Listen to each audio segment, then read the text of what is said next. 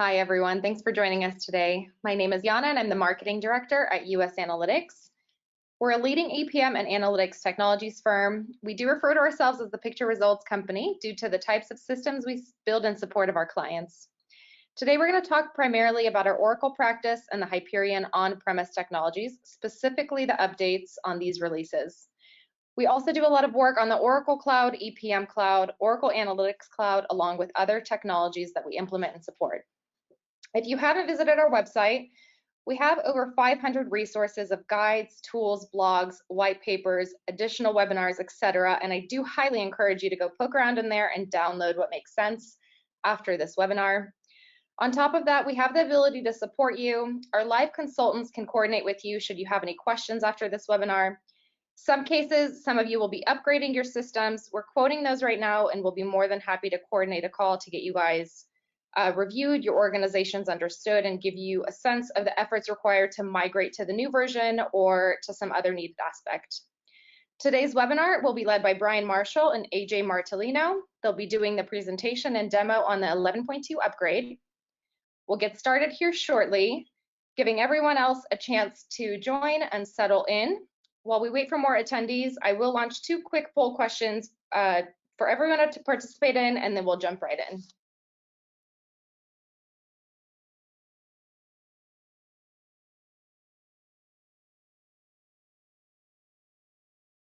Thanks so much for voting on those questions, guys. All right, Brian, I'm going to let you jump right in.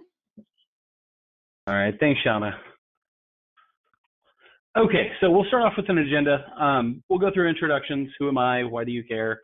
We'll go through kind of a release timeline of we'll go a little bit back through history of Hyperion. Why should you upgrade? What do you lose when you upgrade, and what do you get when you upgrade? And it'll become apparent why I started with why do you lose. And then new features, and then finally we'll have a Q&A. So we'll start with introductions. I'm Brian Marshall. I'm VP of our delivery group here at US Analytics. I've been doing this for over 20 years now. I've been at US Analytics for over 17 years. It'll be 18 years coming up here in November, I think. I'm an Oracle ACE. I've been on a few hundred projects since I've been here at US Analytics, and I've presented at Kscope a number of times, and I blog whenever I get a chance, which is less frequently these days. And with me, I've got AJ. He's one of our infrastructure consultants. He's been doing IT and associated things for a lot of years himself. He specializes specifically on infrastructure, so your installations, your upgrades, especially on the EPM and BI side of the house. So with that, we'll talk a little bit about US Analytics. So US Analytics has been in business since 1999, so going on 22 years. And we're a full service organization. So we do process and advisory. Obviously, infrastructure is what we're here to talk about today, and we'll dig a little deeper into that. But we'll cover all of the different business processes that you can do in the Hyperion stack. And then at the very end, we also do managed services, which we think is a key piece of the entire stack. So US Analytics, from an infrastructure perspective, we've been doing infrastructure since feels like the very beginning. We've got several hundred implementations from an installation and migration perspective in the books. I can't get an exact count because there are just so many and it would take too long. But we have a documented methodology. So anytime you go through an installation with us, you're going to get documentation that's going to be very detailed around every option that was selected during the installation, what that means, what the ramifications of that are, what options were included, what was excluded, so that when you get to the end, it should be very clear exactly how your your installation was performed, how the migration went, what all the artifacts that were migrated, how successful everything was. And we have a large enough infrastructure practice that we actually have gotten to the point where we provide infrastructure services to other firms. We've done that for years. It's kind of picked up over the last few years, especially with the shift to the cloud, as other firms haven't been able to keep on as many infrastructure people internally because there's not as much infrastructure work as there was 4 years ago, and that's just the fact of life. But we have a robust managed services offering, so that's really allowed us to keep on more of our infrastructure staff to both support those clients and the new clients that are inbound as we go through the inevitable upgrade that we're here to talk about today. So let's look first at a release timeline, and we'll talk about why that's important as we kind of get through the times, and you'll see what I mean.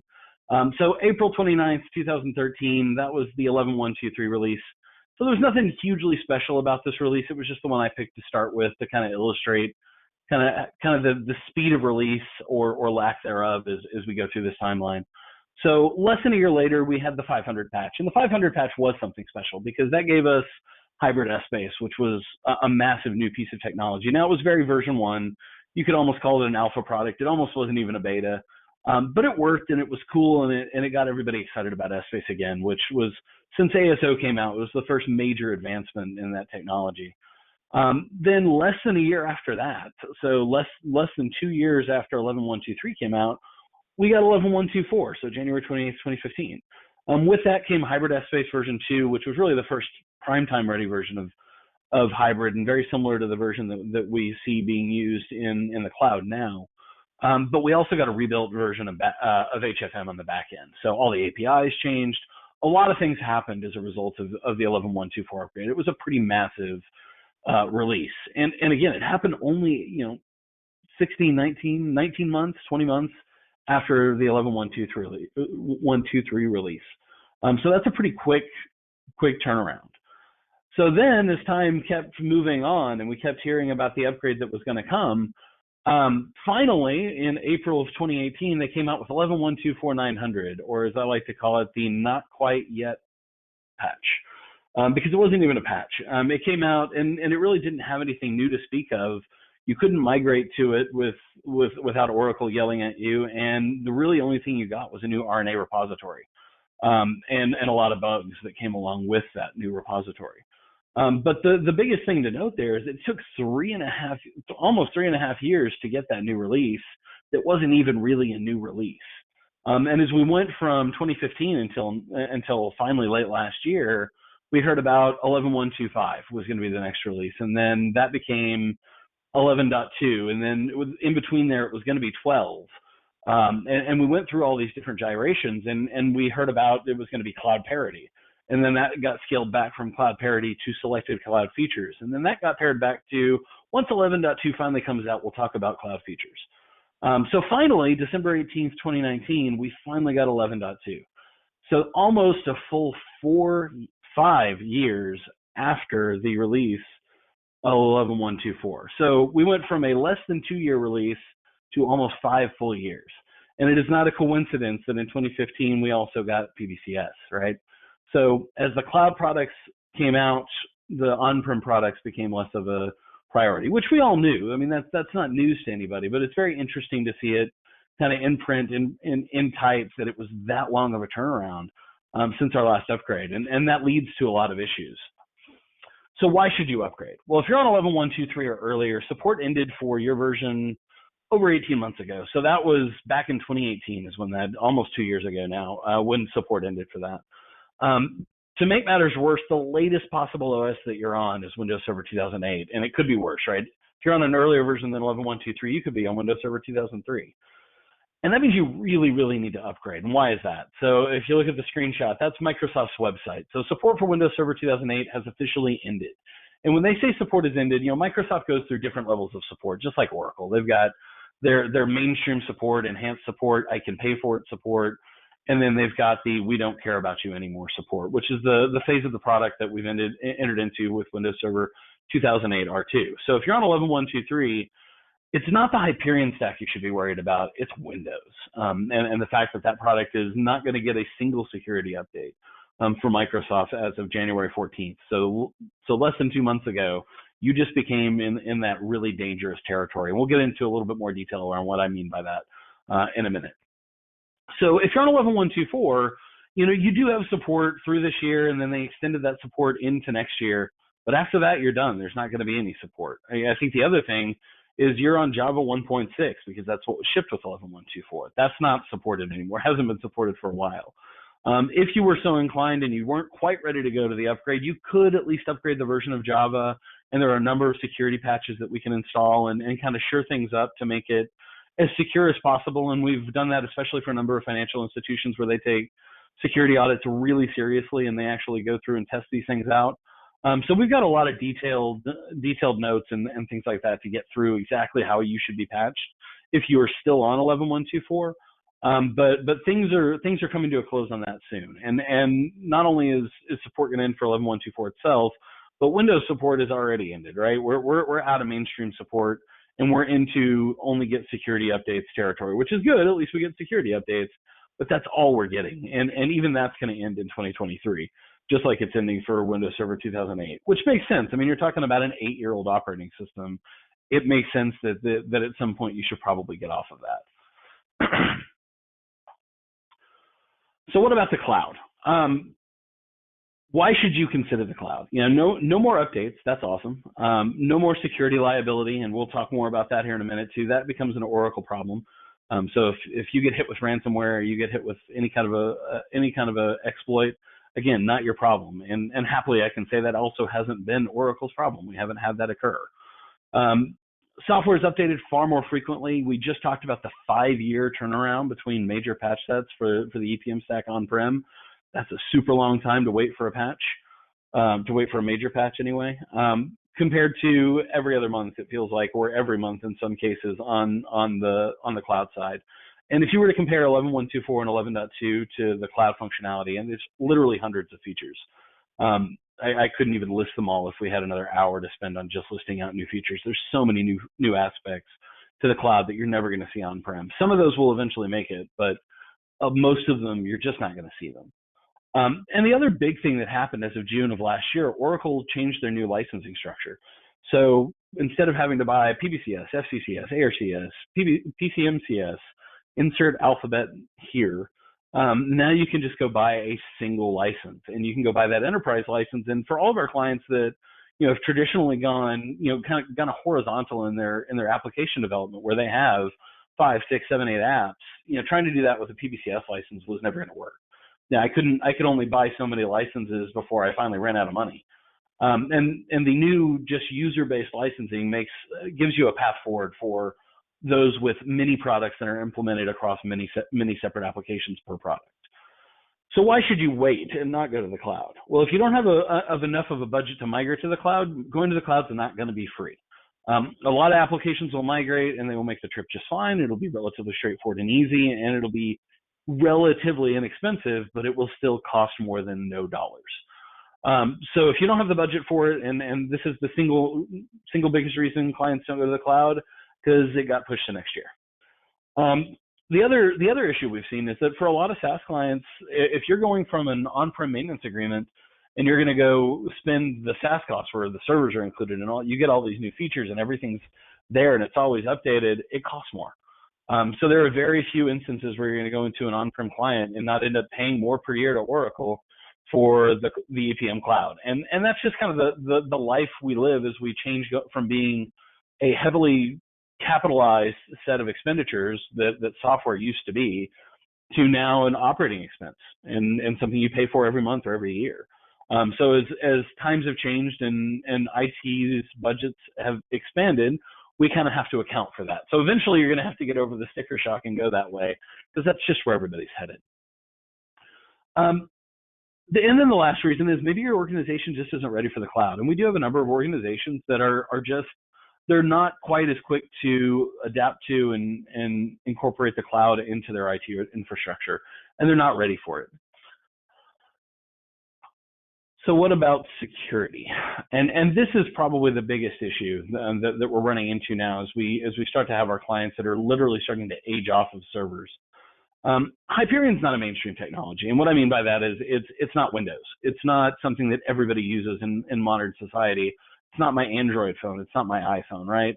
It's almost certainly not going to be the thing that gets you, because you normally don't even have Hyperion outside of your network. The problem is the platforms that Hyperion's installed on, they're vulnerable to attack. So especially if you're on any version prior to 11.124, if you're on 11.123, you're on a Windows server prior to 2012. That means you're on a very, very dangerous operating system to have on your network. And the challenge you have is it's not about that server being connected to the internet. And that's one of the common misconceptions we see with internet security is, oh, well, it's not connected to the internet, so I'm safe.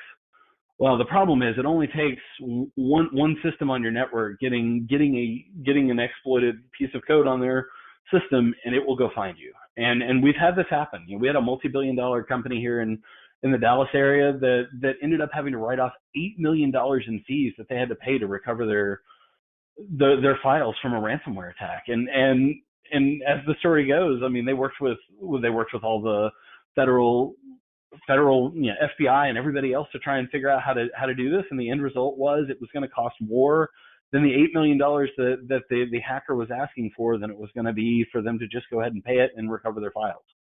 And they spent a significant amount of money before that just trying to make the decision that they were going to have to eat it.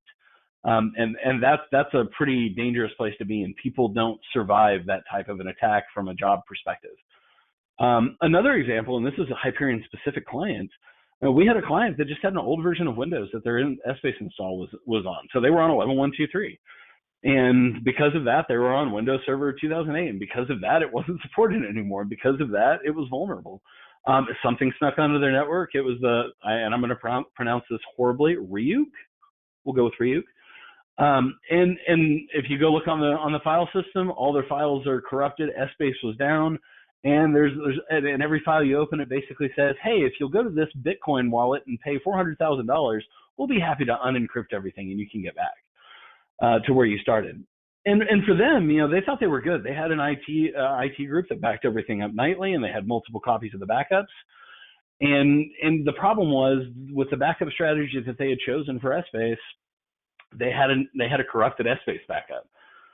So we couldn't just go back it up. Now we were able to eventually get that backup to work for them by getting all the data out eventually, but it took a lot of time and energy, and they were down for literally 2 weeks when we had to go recover all the data, retie it out, bring Essbase back online, and we saved the $400,000 for the client. They didn't have to go pay that to the whatever Bitcoin wallet was included in the text file that they were asked to pay. But they also lost 2 weeks of time, and they also had to delay closing their books, and they also ran the risk of not getting that data back unless they paid the money. So I know this sounds scary, and that's because it is. If you're on a version prior to 11.124 and you haven't budgeted an upgrade for this year, you need to go talk to your FP&A group about budgeting an upgrade, because every minute that you're on that version, you're at risk, and it's only a matter of time before it finds its way onto your network. So you make the choice. All right, you're ready to go upgrade. What happens when you upgrade? What do you lose? And I started with this because there's just such a big list of things that didn't make the trip when they went to 11.2, an almost astounding list. Chief among those is going to be EPMA. So EPMA is no longer there. Now we've heard that EPMA was a product that was on life support for many years anyway. It was going to get replaced. It wasn't making the trip to the cloud, so we knew it was dead.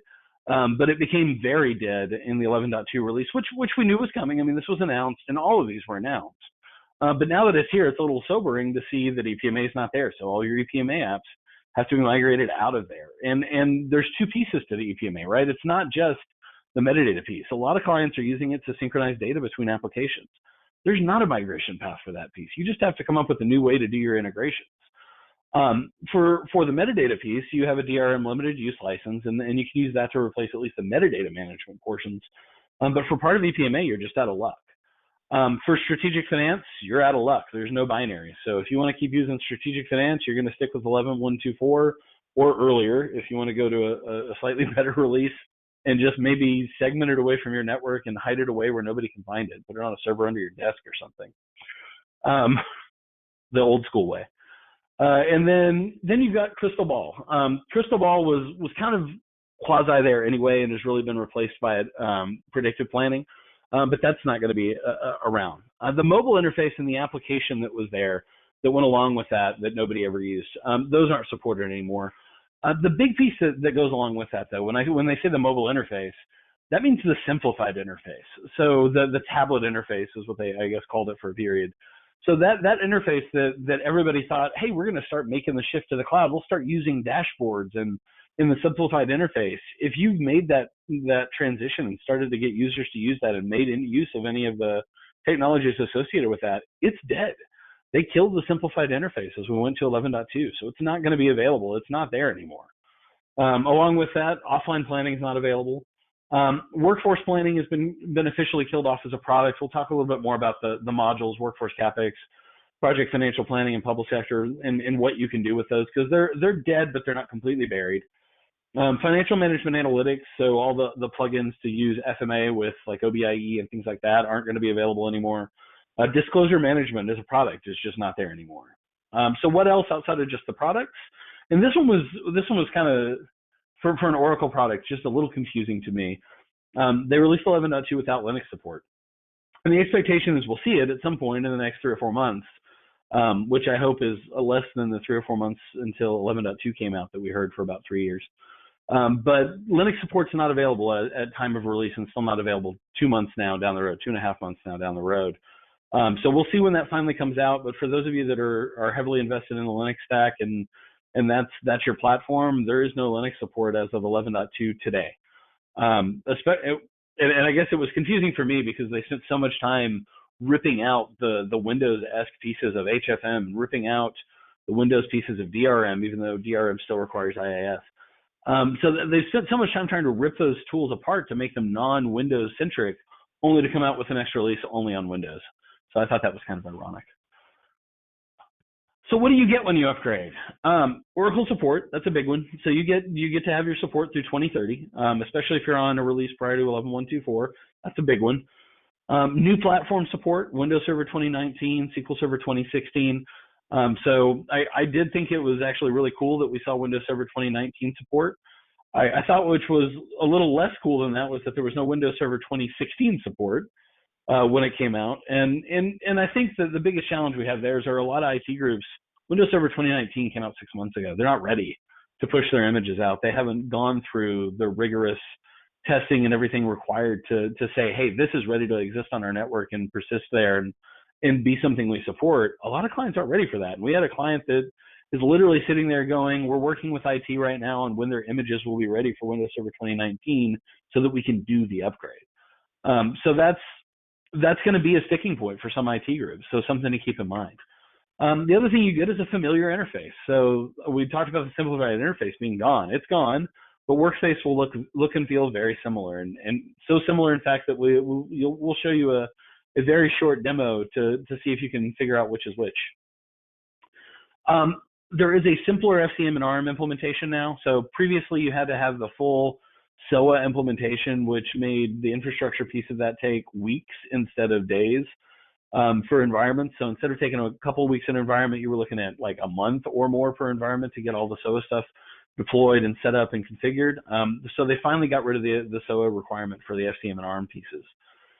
You also get an old version of SBase. So you'll notice that it actually ships with 11.124 SBase. So I think it's patch 31, 33. And so it's supported, at least on the new platforms, but it's only supported because you're using the new 11.2 installer. So which is kind of the biggest thing that they changed on 11.2 as we get through these slides. You'll see there's only really the new features are really all around that. What do we support from an operating system perspective? What else do you get? You get free DRM, and that's kind of cool. So if you got EPMA applications, you can now go to DRM. So you can finally ditch EPMA like you've been meaning to for years. And we can convert those apps over, and then we can migrate them. You even get a little utility to migrate the EPMA ADS files over to DRM. So you can do that import. And that won't get you 100% of the way there, and it won't get you 100% migrated, but it will speed us along, as it were.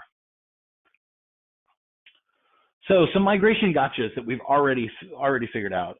If you have FR reports that are based on SBase, so not planning, not HFM, but if you have an FR report that connects directly to SBase, you cannot migrate those reports. And from everything that we've been able to glean from support, don't do it. It could end very poorly for your repository. Because one of the big functions, as 900 came out, 11.124.900, they redid the RNA framework and all the back-end repositories for that. Apparently, whatever they did in that, they kept in 11.2, and in 11.2, if you try and import one of those, that repository could go the way of the dodo. So we're going to not do those. The good news is you can create them from scratch.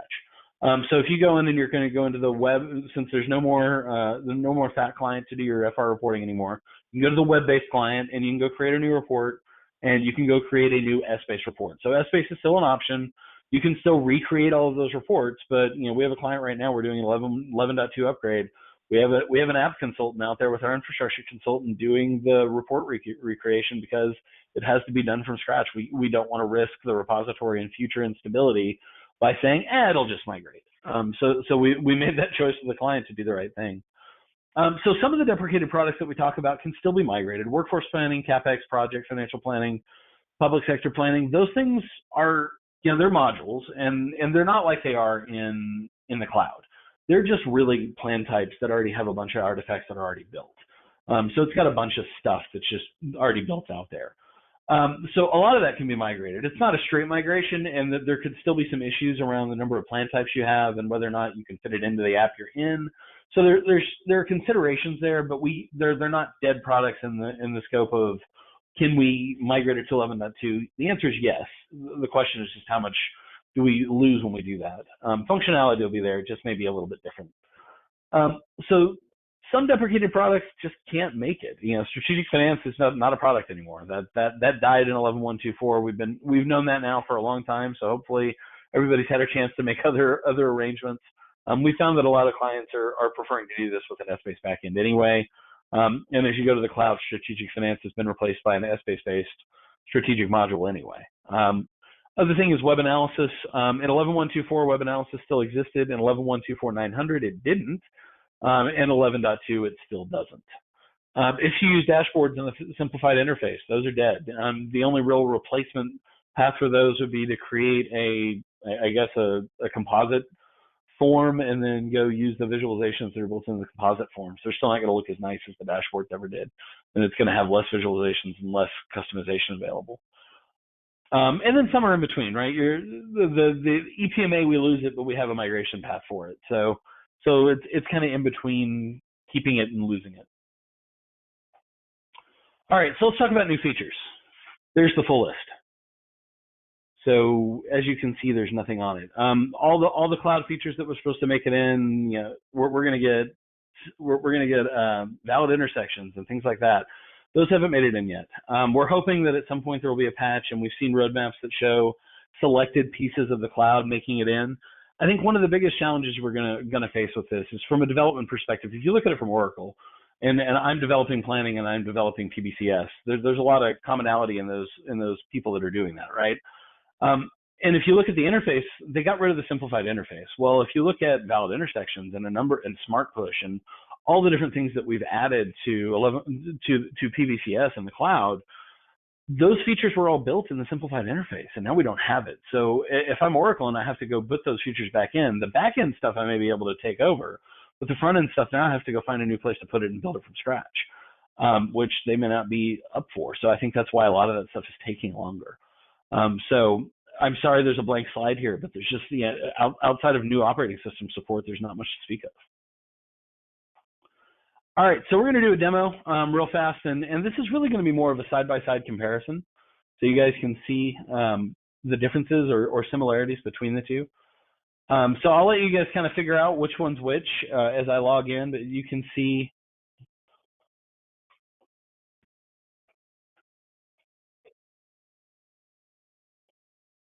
if I could type a password.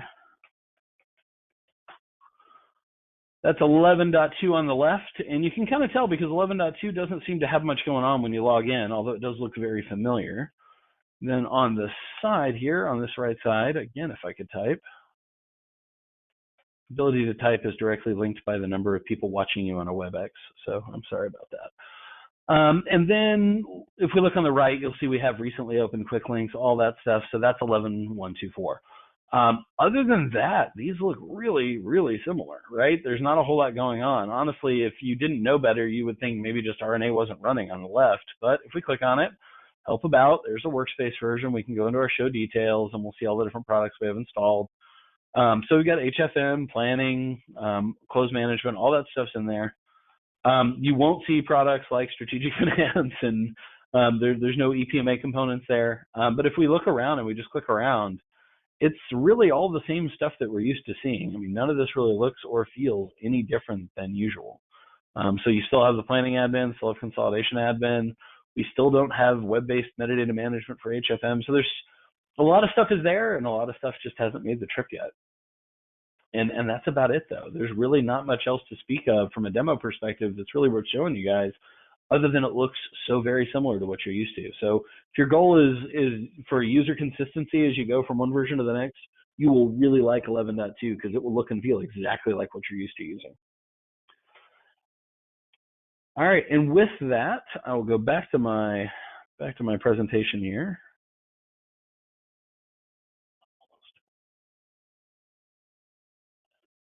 And I think we're ready for the Q&A section. And with that, we'll have AJ able to say things too. Hello, everybody. And we have been collecting questions over. Life should be about the same, right? I mean, it's somebody else's computer, but it's still going to be the same process and everything. You'll have to obviously have a Windows box instead of a Linux box. I know OCI generally pushes us kind of the other direction because they don't like. Does support Windows. They do. They just like you to not use Windows because it costs them more.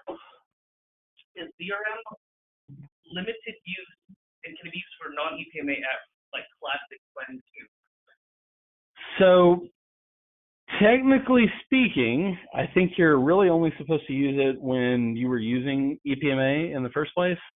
The reality of the situation is it's really about the targets for EPMA. EPMA is a relatively agnostic tool, or not EPMA. DRM is a relatively agnostic tool, and that was one of the coolest things about it as a product. It would connect to anything.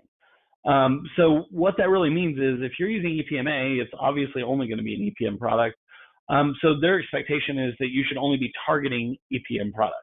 So if you use a limited use DRM and you say, look, I've got all my accounts in there. Now I'm going to push it to Fusion GL, or I'm going to push it to R12 and on-prem EBS. That would be a massive violation, and then you would have to go license DRM at list price for however many nodes you're using, and that's a big ticket item, right? DRM is expensive. So the answer is yes, you can still use it, but make sure you don't target anything but an EPM tool. It could be very similar to, for example, similar to SME with very restricted limits regarding the EPM stack.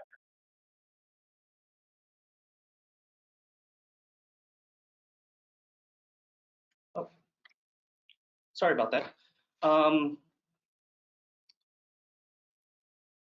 The next question was, can we use DRM to source metadata from databases only using files?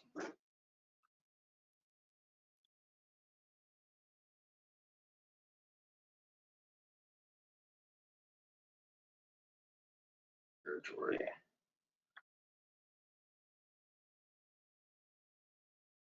So that is an excellent question. I think that's well into the gray area of we may need to ask Oracle that question, because it's for me and for many of the projects I've been on, when you're using DRM, it's almost always a relational export for me. And then we do something with it once it's in the relational side and send it out. Even when I'm doing a planning app on-prem for years, when the outline load utility started to support the ability to actually use a relational database, that was kind of our target at that point, because why use a flat file? We can skip the file system altogether. I mean, the safe answer is just use the file system. And for most of the applications, there's really not going to be a ton of benefit to doing it inside of the database anyway. Because I think when you start hitting databases, the chances of you violating your license from Oracle for a limited use product like this goes up 1,000,000%, right? Because it goes from if you're doing a flat file export and you're sending that to an EPM app, somebody would have to go find that flat file and use it for something else accidentally to violate the license. It ends up in a table somewhere, especially if it, say, ended up in a table where your data warehouse might live, and then some DBA developer gets fancy and says, oh, I see all this in that table that's out there that's getting populated. I'll use that. Congratulations, you just accidentally violated your limited use license. So I would say just keep it out of any kind of relational database for good safety measure. Okay, next question. What about IBM AIX support for Essbase? So currently for the 11.2 stack, there is no talks about in regard to IBM AIX. I can imagine that may change in the future when they bring on board more common Linux support within the next few months, but we'll definitely keep an eye on that and update on our blog as information comes out.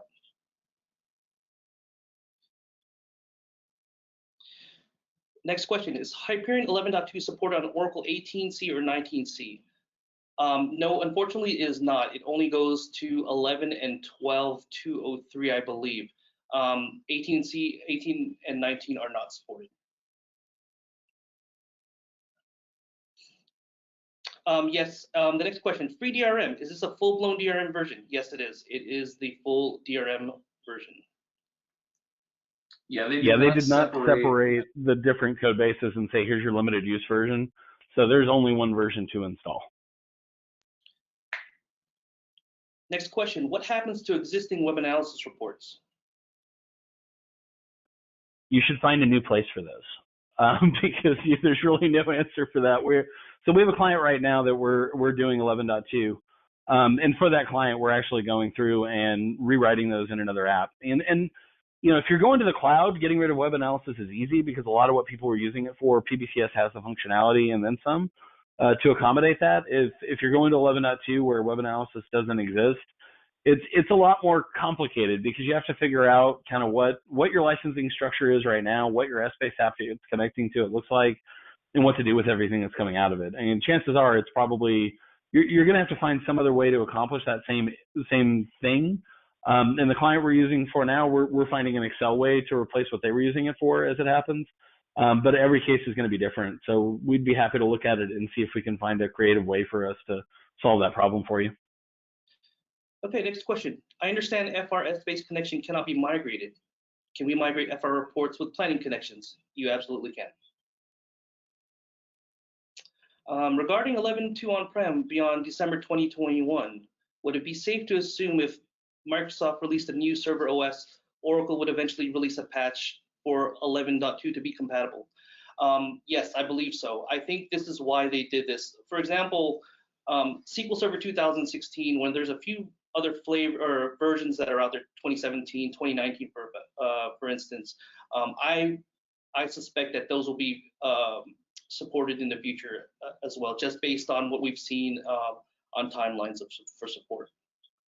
Yeah, the interesting thing about that, I mean, when they came out with 11.2 and they started working on it, the big announcement was this is our terminal release, our continuing update release. And what that really means is for new OSs and for new databases and things like that, it's going to be the same system. It's just going to have a new update to the installer itself. So I expect we'll see those things. The question is just going to be how long does it take for us to actually get them? Okay, are there any changes worth mentioning to FDME? So FDME is actually, with the bundled 11.2, is actually the latest patch set that was included for 11.124, which I believe was 11.124.220. So you're not getting really any new functionality. It looks just like 11.124. Okay, we used to do repository migrations in 11.121 and 11.124. Can we do that type of migration between 11.124 and 11.2? Yes and no. For example, if you're taking a planning application, for example, a classic planning application example, you should be able to migrate that across. However, if you're doing something where you're trying FCM or BI Plus or HFR, I wouldn't suggest that, just because it was redesigned in 900, which carried to the 11.2, and that's totally different. So I think applications you should be okay, but for reports or anything outside of that wheelhouse, I wouldn't attempt that. Any further insights on when Linux will be supported? Has Oracle made any formal statement? I believe the formal statement was, and I quote, 3 to 4 months. We're over halfway there, so in about 2 more months, if they still haven't come out with it, well, I expect we'll see another statement. And to piggyback off that, when I was watching closely when 11.2 was being released, and there were several dates that were included, and they always released the safe harbor statement saying if it's going to be extended for the release date or whatnot. So we'll definitely, we keep really close eyes on any new updates, and if you just check back out our website or our blogs, we'll definitely have that information there out there as soon as it comes out. What does it mean, end support from Oracle support? Okay, so I'm sorry, I was laughing on the side there, and that's a great question. The biggest thing to consider from an Oracle support perspective, it's really threefold. Thing number one is I have an issue, something dies, something doesn't work. I open a ticket with Oracle, and the first thing they're going to say is, what version are you on? And then you're going to tell them, I'm on 11.123. And then they're going to say, have you tried upgrading? And you're going to say, no. And then they're going to say, okay, try that first. So that's one thing that happens with Oracle support. The second thing that happens with Oracle support is going to be, whether or not you can even download the software sometimes. Even for 11.124, if you want to do 11.124.0, you have to open up a ticket to even get that version of the software because it's not available on eDeliver anymore. So even attaining software is a big piece of that. And the third one, and this is probably the biggest one for the modern society right now, is the way it is with all the exploits and everything, is really going to be security updates. Because even though you don't see a lot of patches coming out anymore for on-prem, there are still a ton of updates for the supporting infrastructure that keep coming out. WebLogic patches, Java patches, and then individual patches that are like hot fixes and things like that. That if you're not even aware of them, you might not know that they're there. And we kind of discover them as they come out, and we're pretty active on Oracle's knowledge base and trying to make sure that we catch those things, especially for some of our more security-centric clients. But there are a ton of little updates that you guys don't even necessarily know or think about, unless you're more attuned to the infrastructure side of what we do, that are out there that are actually helpful from Oracle that you would no longer get. Okay, there was a question regarding the no support for Linux. We are running Hyperion on-premise in a Red Hat Linux environment. Is this statement out on Oracle website that I can reference? I believe on the Oracle, there's an Oracle proactive EPM support website that actually lists this information. They do have a disclaimer regarding their safe harbor statement, but we can definitely, once we send out this this presentation, we can definitely add that link for your review to have an official document. Yeah, the other thing that you can do is you can go download the 11.2 matrix that shows all the different certifications for that. And if you filter on 11.2, you're going to see that there is no Linux version that's available. It's just going to be a bunch of Windows stuff that pops up. So if you're looking for something more official from Oracle, their matrix that they keep up to date on their website is always going to be your best. And we can put a link to that in this slide deck before we PDF it and send it out to the participants as well, to include where to find that matrix, because that matrix will help you with some of these questions as well. Okay, there is a question. There is no FR migration utility, but all reports have to be created from scratch. No, that is not true. 11.2 actually supports migrating report artifacts from 11.124.0 and 11.124.900. What is the time expectation to implement 11.2 from 11.124? What are the major hurdles, considerations for HFM only shops? So I could say that as far as the installation timeline for 11.2 versus 11.124, it's very similar. The steps have definitely changed, but there is no, it's usually our standard couple 2 to 3 weeks, depending on how complex or how simple your environment is.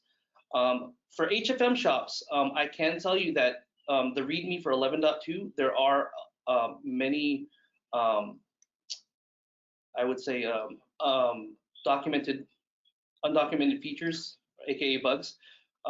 So I would suggest that you would wait for a feature patch release to fix a lot of these bugs.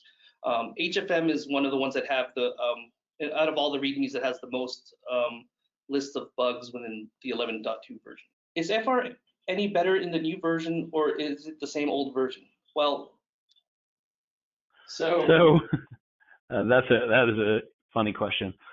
So a couple of things. The biggest thing is obviously there's no FR fat client anymore. So the installable client that's on your system isn't supported anymore, which we've kind of seen the writing on the wall coming for that for a long time now. So there's only the web-based version. with that comes the fact that the web-based version was kind of not that great to begin with. So I would say, to be honest, as you're going to going to 11.2, because you're only going to get the web-based version of the FR Studio, I would say it's worse. As far as the backend goes for FR, it's going to be mostly the same. The repository is different, but the rendering engine, the PDF engine, all those things that have changed over time with that particular product have stayed the same. And now it's really just the interface that's different and it's web-based. So I would say the answer is it's kind of worse because some of the formatting just doesn't do very well in the web-based version compared to the fat client. All right, we have another DRM question. If DRM is now included, will we no longer have to pay for licenses for DRM, and can everyone use DRM? That's a good question. No, you still have to pay for your licenses for DRM if you own them, and I say that mostly because if you bought it and it's part of your CSI, you can't separate it out and only kill one thing off. Oracle is very specific in the way that they invoice and sell software. So say you buy planning and HFM and DRM and you bought them all together, you get a bigger discount. You can't say, hey, Oracle, I'm not paying for DRM anymore, and I'm going to keep paying for planning and HFM. If you bought all three together, you're keeping all three together. So number one, it's not as easy to kill one product as you might think. Number two, if the intent behind the DRM version that's included for limited use is for those applications that are EPMA. So that's the spirit of the free that they're giving you.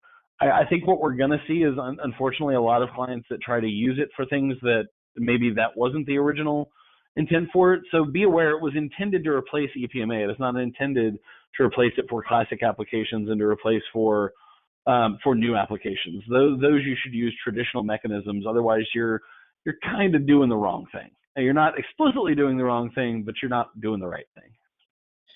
If you're running an EPM environment pre-11.124, do you have to upgrade to 11.124 first to go, or can you go straight to 11.2? That's a great question. So the supported migration path to 11.2 is through 11.124 or 11.124 900.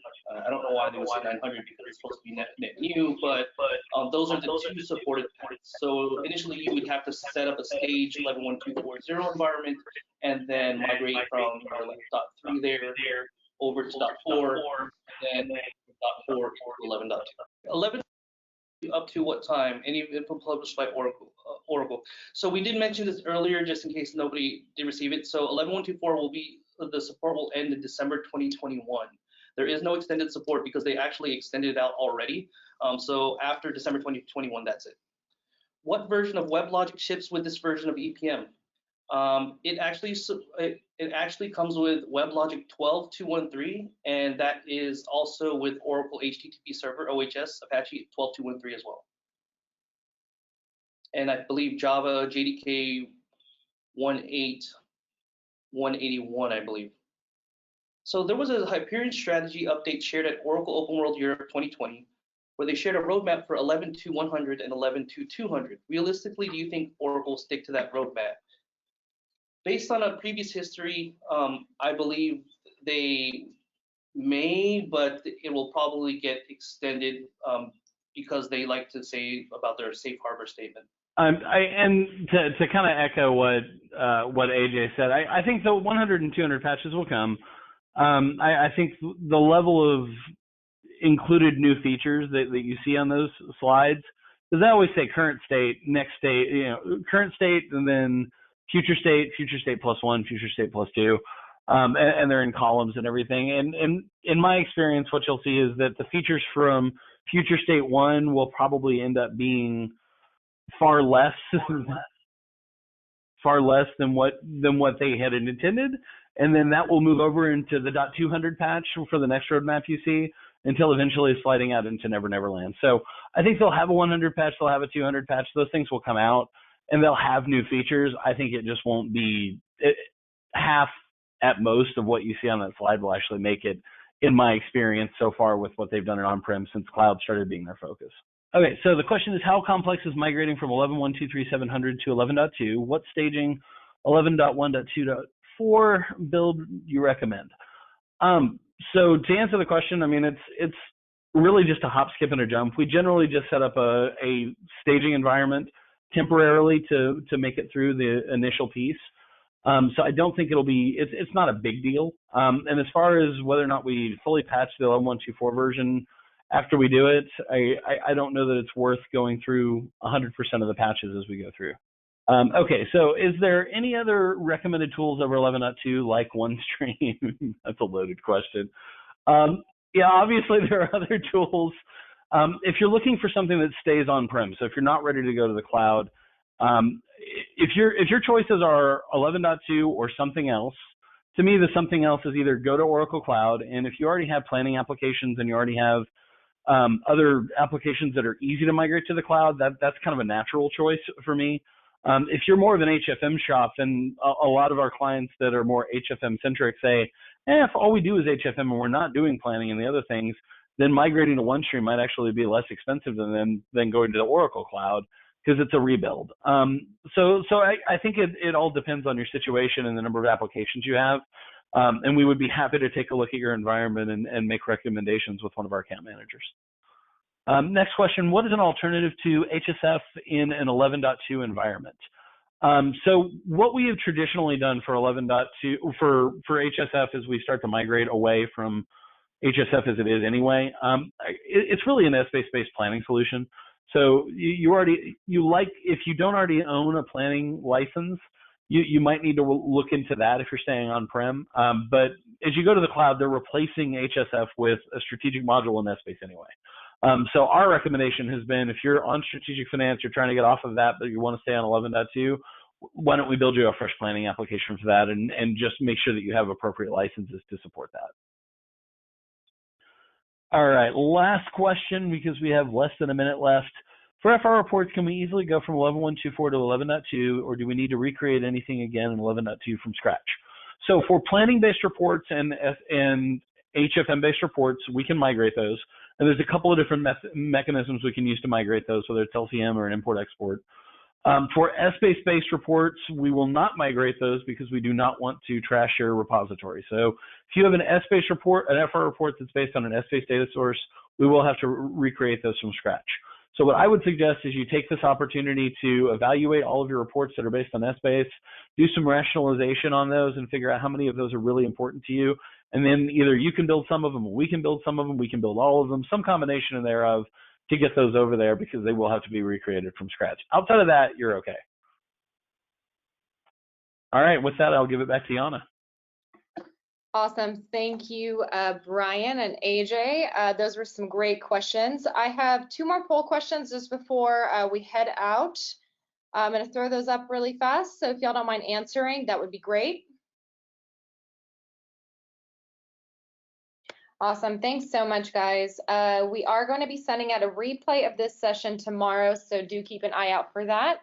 Feel free to share it with any colleagues that may have missed. I know we had a lot of people trying to get in and the max was at 100, so we do apologize about that, but that replay will be up tomorrow as well as the slide deck, and then you can always reference the replay along with all of our other 500 plus additional EPM and analytics resources on our website at usanalytics.com/resources. Our March webinar will cover Oracle Analytics, so make sure you're subscribed to our blog so you don't miss out on that. And if you have any additional questions that we didn't get to, there was a lot that were still pending. We just simply ran out of time. Please feel free to email them to me at marketing@us-analytics.com.